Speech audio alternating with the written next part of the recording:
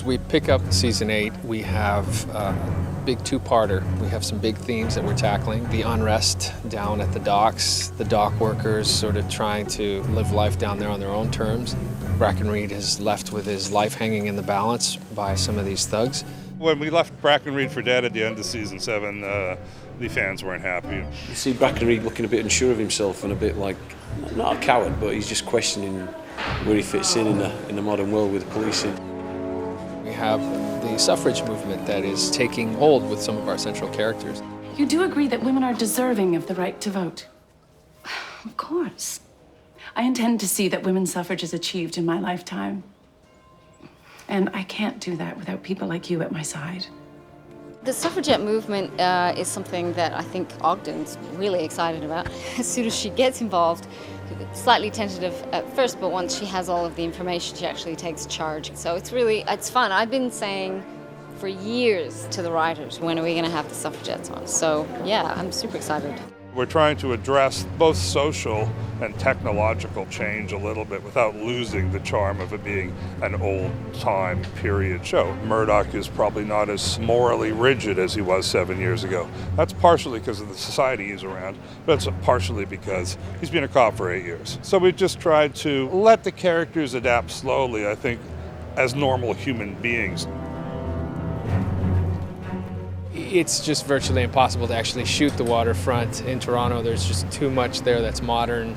At the moment, we're actually at 270 Sherman in Hamilton, one of our favorite places.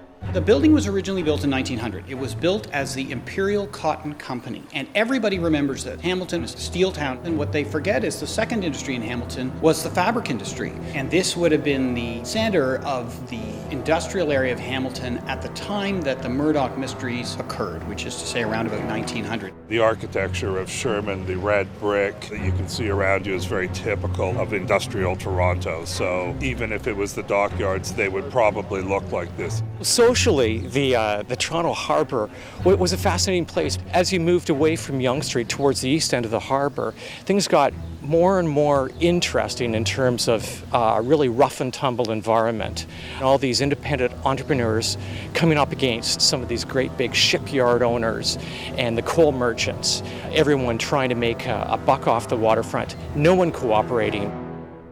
What we are asking for is not scandalous. Although there are some who think our very presence here is shocking. If you're going to talk about Murdoch Mysteries and you want to revolve around the turn of the 20th century, you're going to end up at Queen's Park because a lot of key important decisions were made right here. This is a remarkable complex within the City of Toronto, the Legislative Assembly building. It was opened in 1893. At the time this episode is being shot, this building would have only been not even 10 years old, and would have been a major architectural icon of the city at the time. Mr. Foster, I'm Margaret Hale. Could we have a word, please? Of course, ladies. To what do I owe the pleasure? Margaret Hale, she really existed, and she was the first woman to ever run for Ontario Parliament. And this was 15 years before women had the right to vote in Ontario. It was quite an accomplishment even to have gotten that far. Women did come and present petitions. Of course, they couldn't enter the legislature per se, except in the visitors gallery. So usually they ask one of the male legislators to introduce their petitions on the floor of the House. It's super important to talk about every aspect of the history that people don't know a lot about in Canada, but this one is pretty close to my heart. I think that a lot of young people now, they skim over it in history and then that's the end of it. I knew very, very little, but I find Murdoch is part of my education. I learned so much from the scripts, and I always find it so impressive, all the research that the writers do and how accurate it is, and we get to depict all these moments in history and Canadian history that are so awesome. I think it's very important for people today to know that the vote was not just given. In fact, it came as a result of several decades of very hard work and sacrifice on the part of many women and men in order for women to get this most basic right of citizenship. My daughter, she was here during the provincial election, and I told her, okay, we're going at this time of the day, we're going to vote. She said, I don't really feel like voting. I said, what? You have to vote. You have no idea what women went through in order for you to be able to vote. So she voted.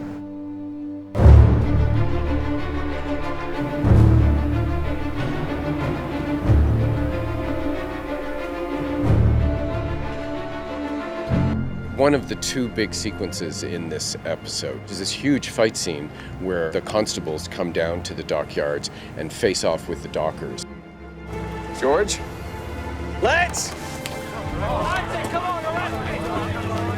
stand aside.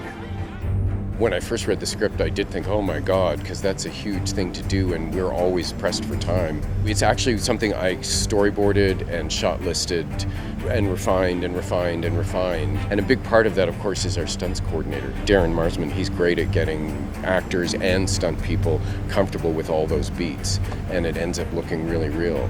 It's kind of funny because the cops are sort of normal-sized guys, but all the people they brought in to be the dock workers are these like 6-7 foot giant burly guys. Yannick squares off with a guy who's like 7'2". It's hilarious. It's fun to get a bit of physical. It's the stuff that you grow up wanting to be in showbiz for.